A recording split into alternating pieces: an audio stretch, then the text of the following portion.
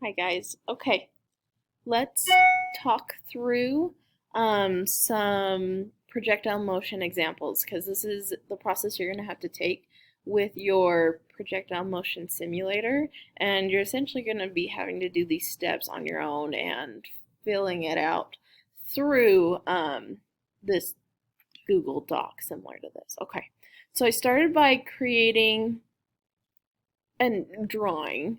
So I just went to insert drawing new, and then I created this drawing. Okay, just showing what's happening with my projectile motion. So we're coming off of some height here. We have some theta value, meaning like we're at an angle, we're not just flat, and then we're leaving with some initial velocity. Okay, and I'm going to call this my origin. I decided that my initial velocity would be 15 meters per second, my height would be 5 meters, and the angle would be 30.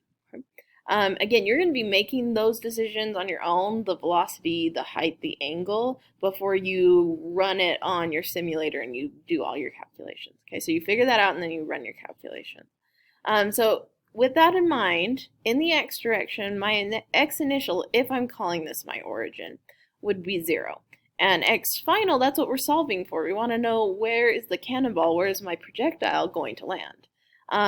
Now we have some angle theta here, and so in the x direction, this would be my initial velocity cosine 30, and for the y direction, this would be my initial velocity sine 30. In the x direction, whatever initial velocity I'm starting with, I'm ending with because the acceleration is 0. And we don't have a time component yet. Okay. In the y direction, we have our height, like we're starting off at some height, and I chose that to be 5 meters. And we're going to hit the ground, right? In the y direction, the final is going to be a 0. Our initial velocity we talked about, we don't know what speed, what velocity we're going to hit the ground in the y direction. Acceleration, oh, I left that blank, but that should be a negative 9.8. Let's go into, yeah, should be a negative 9.8 meters per second squared, right? Because of gravity. So we don't know our time. All right, so I made my choice here. I had my velocity, my height, my angle, and now I'm working through the steps to get to my final answer. Where is this going to land? You're going to have to work with your Google Doc in order to do this. Let me just show you. You can insert an equation, and then if we're using this first kinematic here, like if I were to redo this, I'd be typing in my parentheses. I'd type in, well, before I type in a y, I would go up here and I'd say, okay, I want a subscript. So then I'd hit the y, and then I'd hit the right arrow button, which will bring you down to your subscript. I'm going to say this is final, and then I'll hit the right arrow button again, cursor over, to bring it back up. And I'm going to go, all right, that's going to be minus, and now I have a subscript again. So we're going to go y, and then I'm going to cursor over initial, and then over again to put my parentheses. Okay. Is equal to velocity. Now, there are some there are some key shortcuts. Like for subscript, if you hit shift and then the minus, then it'll take you to the subscript. And so this is initial velocity in the y direction. And then I'm going to hit the right arrow button to move me back up. I'm going to times that by t. I'm going to add that to, 1/2. So we need a fraction here. So I'm going to go in, I'm going to find my fraction. So I'm going to do 1, and then I'm going to hit that right arrow, or you can click down below, I believe. Yeah, you can also click on it and take it over, and then you can click up above. But again, it's kind of finicky that way. I prefer just to hit the arrow button over, and it'll take you back up. So then I'm going to times by acceleration times by t, and the shortcut for an exponent superscript is the caret key. So you're going to shift caret key or shift 6, and then that will take you up as well. So there's your two methods of doing that. Right? The other thing I want to stress is I didn't rewrite this every single time. I just would copy it, and then I would paste it.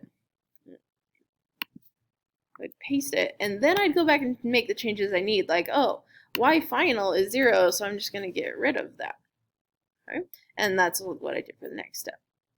So copy and paste. You don't have to rewrite it every single time. All right, so I took our first kinematic and I laid the whole thing out, and I said y final is 0, and there are no other final components here. Okay? And then just to match my quadratic formula, I moved this y initial over, so I added it to the other side. Okay? So 0 is going to equal velocity initial plus y initial plus velocity initial in the y direction times by t plus 1/2 times acceleration times by t squared. And this is what we see in the quadratic formula. We see that 0 is equal to c plus b times by what we're solving for, which is t in this situation, plus 1/2 times acceleration, which would be my a component. So there is c, there is b, and then those combined is going to be a, because what we're solving for, the t, is the squared. And then here is your whole quadratic formula. So I just laid out, oh, this is my a value, that's my b value, and that's my c value. And then I plugged everything into my quadratic formula to solve for t. Notice this is a plus and a minus, okay? Plus or minus, which means you need to run this twice in your calculator. You need to run it once with a positive, with a plus, and then once with a minus, okay? Because you're going to get two answers, and that's what I did. I got two answers. I got a negative 0.502, and I got a positive 2.03, but this is time, and time is never going to be negative, so we just disregard that component, and we only focus on this one. So once I figured out the time component, I could go back and plug that in. So 2.0326. Okay, so 2.0326 seconds, and that could also go over here if we wanted it to. And now that we have this value,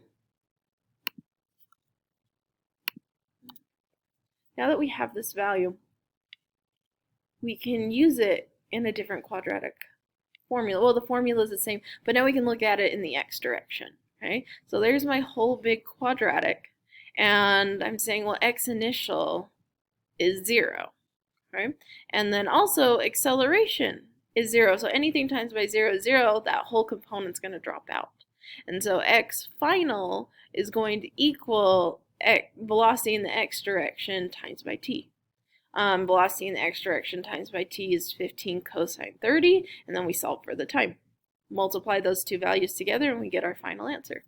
So when you get to your simulation, you put in the height of 15 meters per second, or sorry, the velocity of 15 meters per second, the height of 5 meters, and the angle of 30. You run your calculations, and then you run the simulator and see, did I actually land at the 26.4 meters? Okay.